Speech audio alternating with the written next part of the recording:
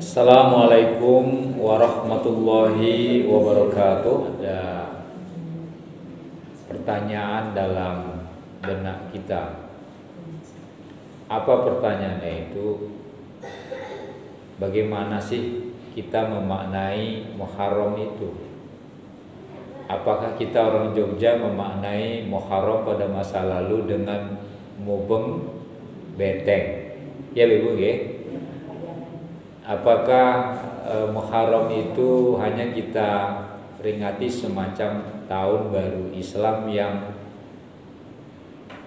kita lewati biasa-biasa saja gitu.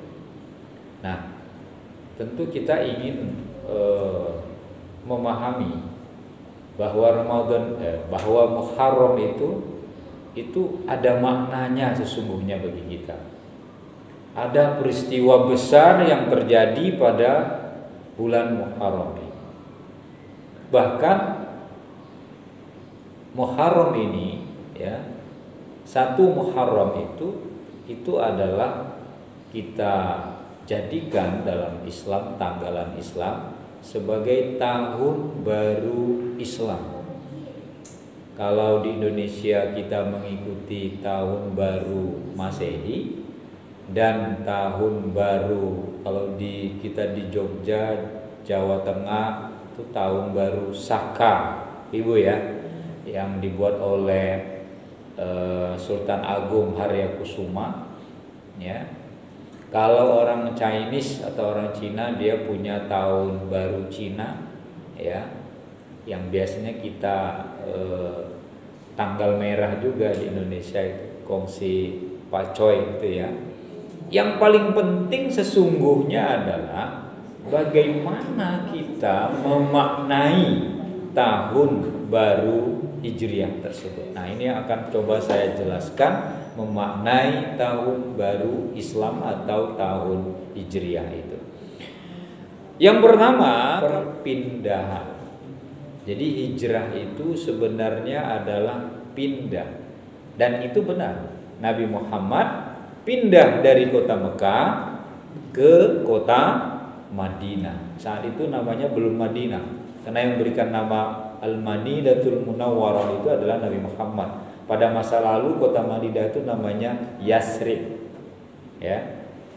Nah, pindah ini artinya Nabi dari Mekah pindah ke Madinah. Kenapa beliau pindah? Ya, karena selama beliau berdakwah menyiarkan Islam di Mekah mendapat tantangan, bahkan puncaknya Nabi Muhammad mendapat ancaman pembunuhan. Orang kafir Quraisy membujuk tidak berhasil, diberi jabatan, diberi wanita cantik, diberi kekayaan. Yang penting engkau Muhammad jangan siarkan agama baru ini. Kamu pengen apa? Dikasih. Sampai begitunya Nabi dibujuk dengan segala cara, namun tidak berhasil. Akhirnya Nabi Muhammad diancam untuk dibunuh.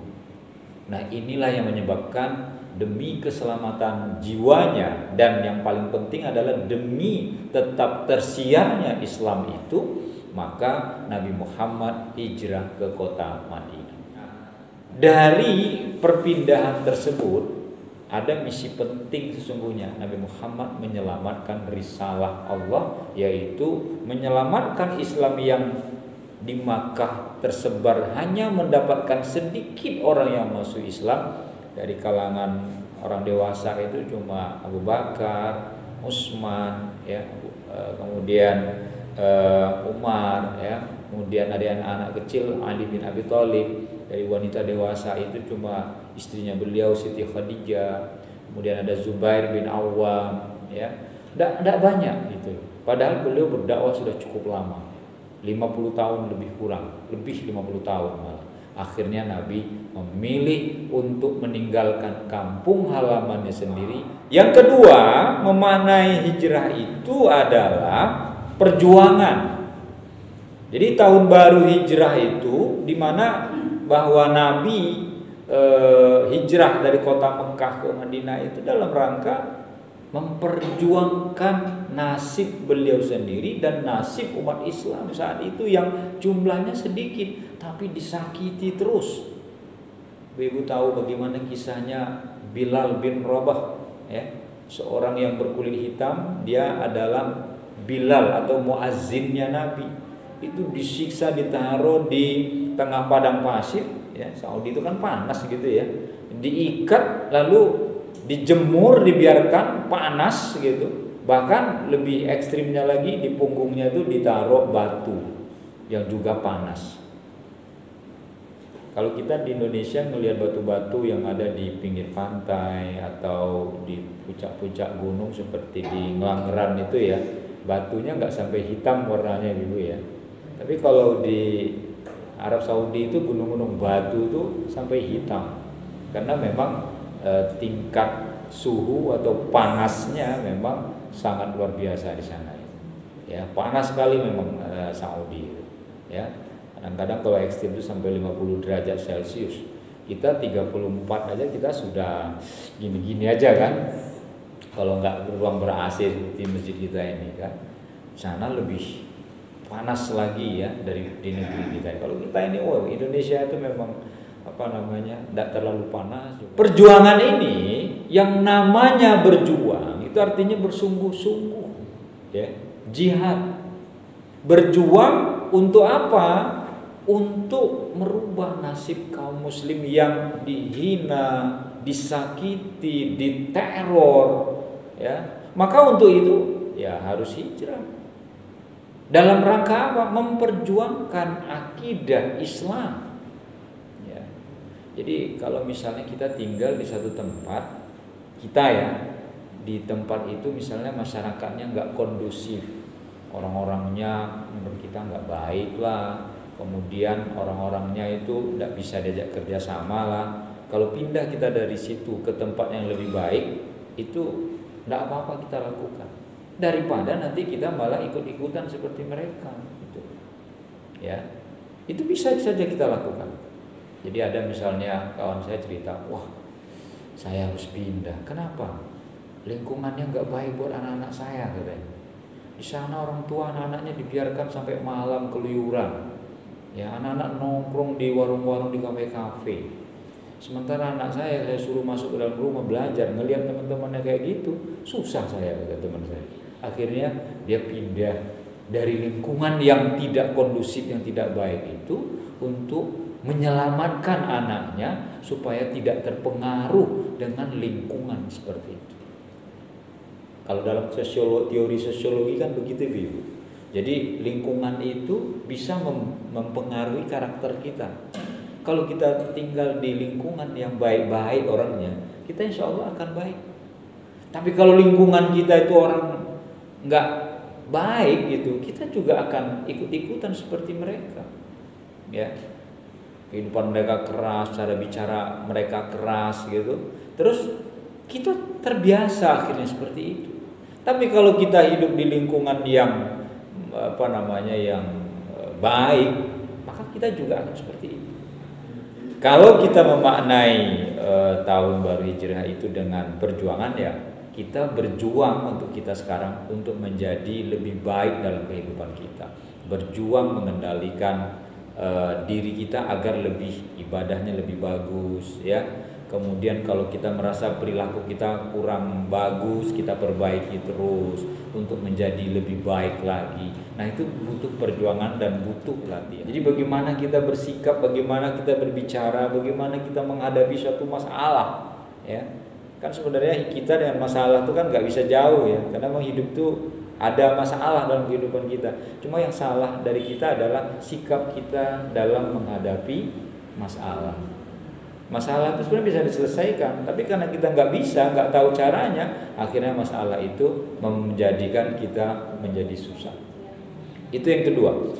Lalu yang ketiga, memaknai hijrah itu adalah jalan meraih kemenangan. Dan Rasulullah meraih itu. Bahwa Rasulullah betul-betul meraih kemenangan. Kenapa? Orang Yasrib saat itu, orang Madinah saat itu menerima Rasulullah beserta sahabat dengan tangan terbuka.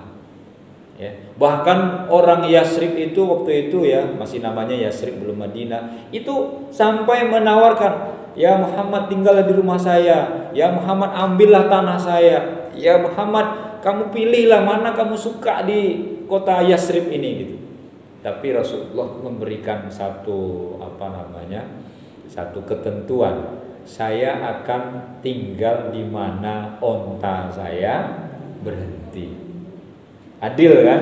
Onta kan nggak berpikir ibu ya, diajak aja mubeng di kota Madinah itu ya. Rasulullah naik di atasnya, begitu onta itu udah berhenti langsung dia kalau onta lungguh apa namanya, nggak lungguh ya, pokoknya berbaring lah ya.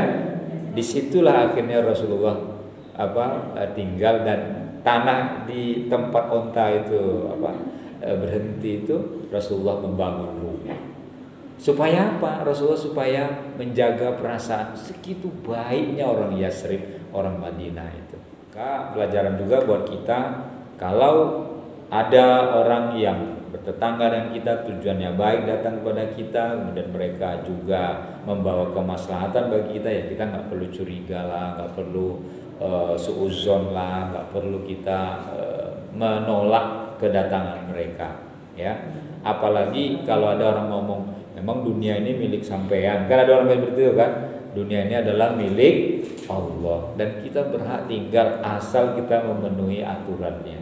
Kecuali kita tinggal merampas, mengambil begitu saja, nggak kita beli, nah itu baru nggak benar. Tapi kalau kita mengikuti prosedur, kita punya uang, kita beli tanah itu juga orang menjualnya sudah ikhlas dengan harga yang disepakati, ya tidak ada masalah. Ya, termasuk pun dengan orang-orang non muslim. Jadi kalau ada tetangga kita non muslim tuh nggak apa-apa ibu. Ya, kenapa? Karena walau gimana pun kita di dunia ini hidup berdampingan. Rasulullah waktu di Mekah itu dekat dengan Waraqah bin Naufal. Waraqah bin Naufal itu adalah saudaranya Khadijah. Padahal Waraqah bin Naufal itu adalah tokoh agama Nasrani. Tidak ada masalah Rasulullah bertetangga dengan dia. Bahkan Rasulullah bergaul dengan baik. Ini artinya Rasulullah mencontohkan kepada kita. Kan ada orang, wah di kampung kita ini ada orang gak seagama dengan kita, usir saja biar dia gak betah. Jangan, ya. Siapapun berhak tinggal di tempat kita, kecuali tanah kita sendiri. Ada orang ngambil tiba-tiba tanah kita, ya suruh pergi dia. Jadi kalau dia beli, dia tinggal di situ dan legal, ya gak apa-apa gitu kan. Kenapa? Karena Rasulullah sudah mengajarkan kepada kita bagaimana kita hidup bertetangga. Nah itu yang ketiga. Lalu yang keempat adalah bahwa hijrah itu mendatangkan rezeki. Nah, kenapa kok hijrah bisa mendatangkan rezeki? Ibu-ibu, kalau kita di kampung kita susah hidup, pergilah ke tempat yang hidup itu menjanjikan kepada kita. Banyak contoh kan, pedagang-pedagang bakso di Wonogiri nggak payu baksonya. Itu pun banyak yang ngutang. Akhirnya hijrah kemana ibu? Ke Jakarta, ke Jogja. Di Wonosari juga begitu, hidup susah. Pergi mereka ke Jogja, pergi ke Surabaya, pergi ke Jakarta, dan mereka sukses.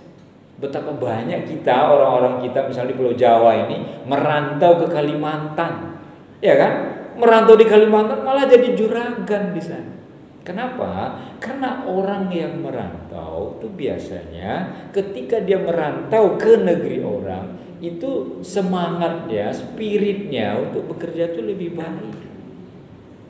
Kalau orang-orang lokal, karena dia rumongso penduduk sana, ya, kemudian dia biasa tinggal di sana, ya hidupnya ya sebegitu saja. Ya bukan berarti nggak maju banyak, tapi persaingannya itu tidak seperti kaum pendatang. Tapi yang namanya pendatang, wow itu perjuangan hidupnya itu luar biasa, ya, karena untuk merubah nasib. Jadi kenapa kita hijrah itu dalam rangka kita merubah nasib kita. Makanya orang tua dulu di tempat saya di Sumatera itu begini, kalau kalian ingin maju maka merantaulah. Tapi kalau kalian sudah maju, jangan lupakan kampung halaman. Itu diajarkan begitu. Kenapa? Karena kalau kita merantau, banyak yang kita lihat. Kalau kita di rumah kita saja, kita cuma lihat ujung desa kita, depan desa kita, hanya begitu-begitu saja kan. Tapi begitu kita pergi ke tempat orang lain, oh orang itu bisa begini ya, orang itu bisa seperti ini ya. Wah, saya kalau pulang nanti bisa juga melakukan seperti ini. Kan begitu, terbuka wawasan kita. Nah makanya kalau kita itu misalnya menyuruh anak kita, kamu jangan di rumah aja main HP, kamu gak dapat apa, cuma main game aja, bawa keluar rumah sana, bawa kamu main ke teman-temanmu, bawa kamu bergaul dengan temanmu. Karena kalau dia keluar nanti dia bisa beradaptasi dengan orang, dia bisa mendapat informasi dari orang, dia bisa komunikasi dengan orang.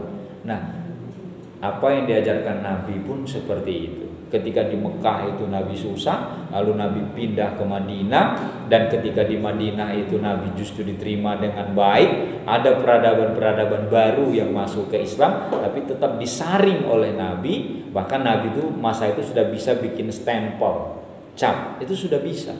Bahwa kita kalau memaknai hijrah itu seperti itu. Jadi tidak hanya kita muhasabah, itu betul, tetapi ada pelajaran-pelajaran yang bisa kita petik dari hijrahnya Nabi itu, yang bisa menambah wawasan kita, menambah ilmu kita, bahwa ternyata banyak pelajaran yang kita dapatkan dari peristiwa tersebut. Ya, dari peristiwa tersebut akan membuat iman kita itu semakin mantap. Betapa dulu perjuangan Rasulullah itu luar biasa. Betapa Nabi Muhammad itu mempertaruhkan nyawanya, ya, betapa Nabi Muhammad itu memberikan contoh yang baik kepada kita. Kalau kita ingin maju, maka hijrahlah. Kalau kita ingin maju, maka berjuanglah. Kalau kita ingin maju, maka bergaullah. Kalau kita ingin maju, maka kita bekerja keraslah.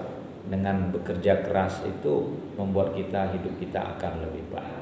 Semoga apa yang saya sampaikan itu ada manfaatnya. Wassalamualaikum warahmatullahi wabarakatuh.